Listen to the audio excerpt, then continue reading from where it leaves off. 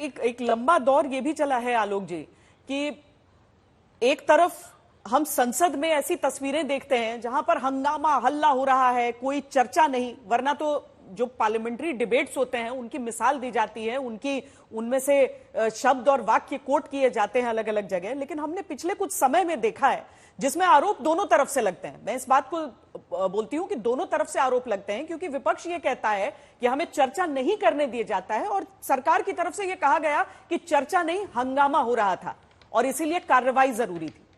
जिन मुद्दों को उठाने की बात आप कर रहे हैं, क्या उन पर हम देखेंगे एक स्वस्थ संसदीय डिबेट जो वहां पर चलेगी जिससे लोगों का सरोकार है?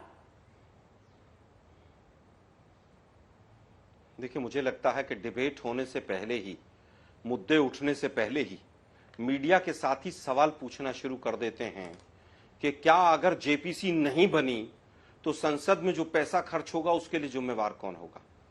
तो मैं ये केवल ये कहना चाहूंगा कि प्रश्न जो है उसमें इतना वजन होना चाहिए कि दोनों पक्षों को उत्तर देने में 4 बार सोचना पड़े।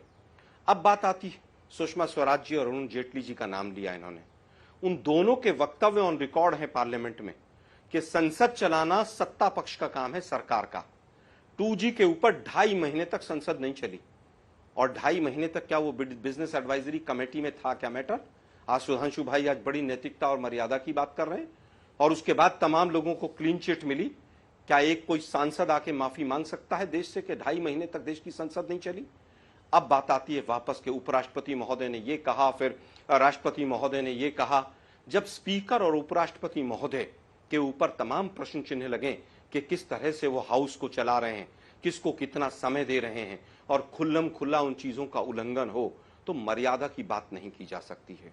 क्या एक बार भी किसी ने भी, जितने भी तमाम लोग रहे यहां पर अभी तक पीछे, किसी ने भी एक बार भी ये कहा बीजेपी की तरफ से कि हां इस तरह की चर्चा होनी चाहिए या नहीं होनी चाहिए?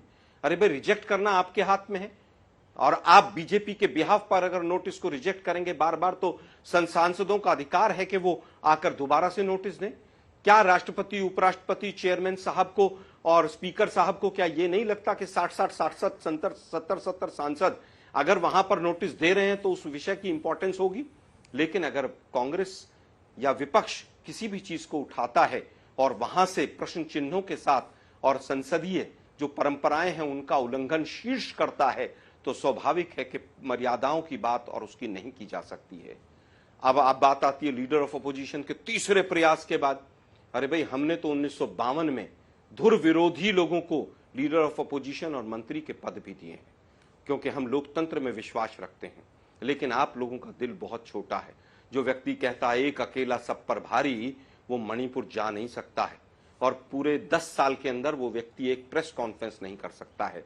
तो मर्यादाएं तो वो भी थी कि एक प्रधानमंत्री विदेश से आते थे तब भी प्रेस कॉन्फ्रेंस करते थे, विदेश में भी करते थे, अपने देश में भी करते थे। ये भी संसदीय परंपरा का एक हिस्सा था कि सेशन से पहले और सेशन के बाद सेशन में कौन से विषय होंगे उस पर खुलकर चर्चा होती थी। अटल बिहारी वाजपेयी जी ने तो सीएम जी बाल योगी जी को बनाया था, स्पीकर बनाया था और डिप्टी स्पीकर भी अपोजिशन को ही था। मुझे नहीं लगता कि अपने दल से बाहर जाकर पहले तमाम जो सरकारें रही हैं उन्होंने स्पीकर और डिप्टी स्पीकर पर इस तरह से कभी सोचा हो। लेकिन उन लोगों की नीयत साफ थी, इस सरकार की नीयत खराब है।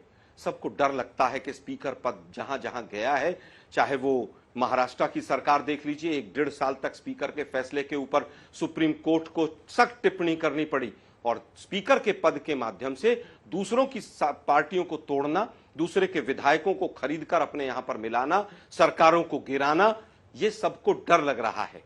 और जो हमसे ज्यादा डर देश की जनता को लग रहा है क्योंकि इनका आचरण इस तरह का रहा है। आज स्पीकर का पद केवल इसलिए बीजेपी लेना चाहेगी कि जेडीयू और यहां पर टीडीपी, इन पार्टियों को कैसे तोड़ा जाए। और हम नहीं कह रहे हैं, तमाम सांसद कह रहे हैं, तमाम लोग कह रहे हैं। आज चिराग पासवान जी खुश हो रहे होंगे, 5 में से 5 सांसद हैं। पिछली बार उनकी पार्टी 4 लोगों के साथ तोड़ी थी इन्होंने। एनसीपी को हो या शिवसेना का हो, सबके सिंबल भी कहां जाएंगे वो भी किस तरह से तय हुआ था, सबने देखा था। आप कहें कि साहब वो तो कोर्ट का निर्णय आ गया था, उसने निर्णय दे दिया था। मुझे लगता है कि ये सब तोड़फोड़ की राजनीति अब बहुत ज्यादा नहीं चल पाएगी और इसीलिए बीजेपी घबराई हुई है। पीएम सईद साहब डिप्टी स्पीकर रहे 12वीं और 13वीं लोकसभा के अंदर, कांग्रेस के थे। मल्लिक और जनैया जी केरला से थे, वो रहे। सूरजभान अंबाला से रहे। सब अपोजिशन के लोगों ने अकोमोडेट किया, लेकिन उस समय पर गुजरात मॉडल नहीं था कि दूसरे लोगों की पार्टियों को तोड़ा जाए और सरकारें बनाई जाएं।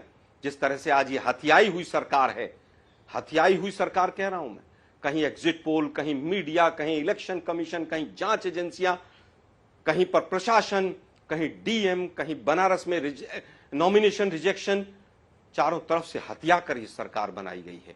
लेकिन हम फिर चाहते हैं, सरकार बनी है, आपके जो एजेंडे हैं वो बताइए। आप रोजगार का क्या मास्टर प्लान है वो बताइए। आपने किसको एमएसएमई मिनिस्टर बनाया है, उनके क्या विचार हैं, पूरा देश देख रहा है। धर्मेंद्र प्रधान जी आए और नीट कैंसिल करने की हिम्मत दिखाएं कि नीट एग्जाम गलत हुआ है। ट्रेन एक्सीडेंट के ऊपर व्हाइट पेपर आए। मुझे लगता है कि ये तमाम मुद्दे हैं, इनके ऊपर सरकार जवाब दे। अनैतिक उदाहरण जब दिए जाते हैं, अनैतिकता के उदाहरण जब दिए जाते हैं, तो मुझे लगता है कि सियासी पार्टियों के बीच ऐसा नहीं है कि कोई एक पूरी तरीके से सफेद या एक पूरी तरीके से काली नजर आए। लेकिन सुधांशु जी, बहुत सारे आरोप आप पर हैं, मैं चाहूंगी कि इसका आप सिलसिलेवार जवाब दें। लेकिन साथ में आपको लग रहा है इस बार कि जिस तरीके से अभी तक जो कांग्रेस मुक्त भारत के नारे के साथ बीजेपी ने शुरुआत की, अभी कांग्रेस पार्टी की बढ़ोतरी हुई है सीटों में, जबरदस्त बढ़ोतरी हुई है, 99 सीटों तक वो पहुंचे हैं।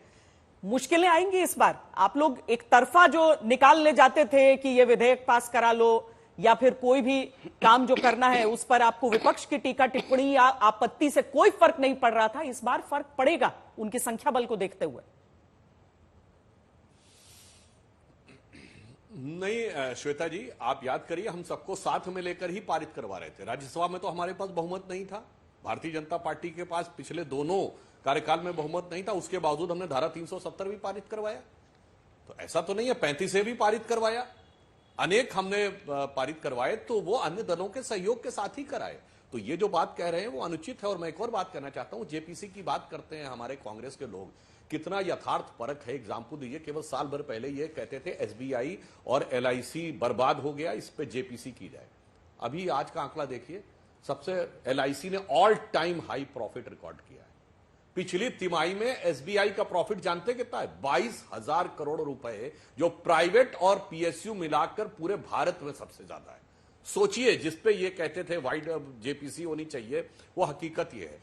और स्पीकर पे कहा तो मुझे याद आया, श्वेता जी, बहुत से लोग भूल जाते हैं, ये वो पार्टी है जिन्होंने सोमनाथ चटर्जी 2004 से 9 वाली लोकसभा में स्पीकर थे और कम्युनिस्ट पार्टी ने उनको अपनी पार्टी से निकाल दिया था, क्योंकि कम्युनिस्ट पार्टी को लगा कि ये पार्टी लाइन पे काम नहीं कर रहे हैं। भारत के इतिहास का कोई दूसरा उदाहरण बताएं जब किसी स्पीकर को उसकी पार्टी से निकाल दिया गया हो। ऐसी अद्भुत मर्यादा किसी दूसरे ने न दिखाई हो। और अभी हमारे मित्र आलोक जी कह रहे थे कि एक अकेला सब पर भारी। मान्यवर, कांग्रेस को लोग भूल जाते हैं, एक अकेला सब पर भारी नहीं। India is Indira and Indira is India. एक अकेली पूरे देश पे भारी, उसकी हैसियत पूरे देश से ऊपर हो गई। ये कहते हैं 150 सांसदों का निलंबन। अरे भाई, बहुत सिंपल सी बात, आप कोर्ट में कोई पिटीशन दाखिल करें, आपका अधिकार है, दोबारा दे सकते हैं।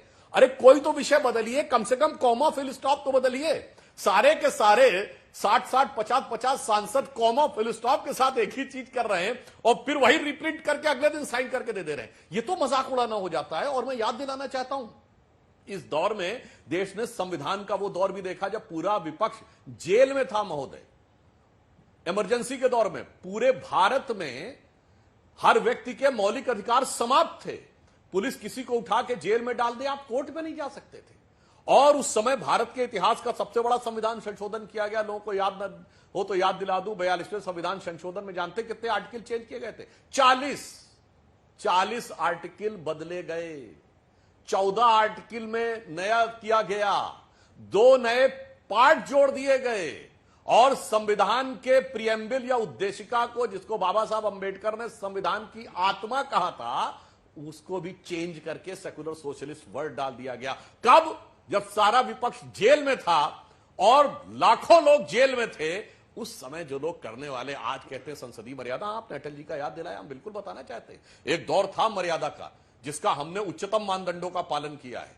उस समय याद करिए, जिस समय 71 का युद्ध हुआ तो अटल जी ने भूरी भूरी प्रशंसा की इंदिरा जी की, जिसके आप लोग याद दिलाते हैं। 1995 में जिनेवा में जब कश्मीर का विषय आया तो अटल जी लीड करते हुए गए डेलीगेशन को, और नरसिम्हा राव सरकार को उन्होंने पूरा श्रेय दिया। नरसिम्हा राव जी ने अटल जी को अपना राजनीतिक गुरु बोला, यह सम्मान होता था। मोदी जी ने उसी परंपरा को आगे बढ़ाया। मैं विनम्रता से पूछना चाहता हूं, प्रणब मुखर्जी जी को भारत रत्न दिया, किसकी पार्टी के नेता थे? पीवी नरसिम्हा राव को भारत रत्न दिया, वो कांग्रेस के नेता नहीं थे। एससी जमीर को और तरुण गोगोई को पद्म अवार्ड दिया, वो कांग्रेस के नेता नहीं थे।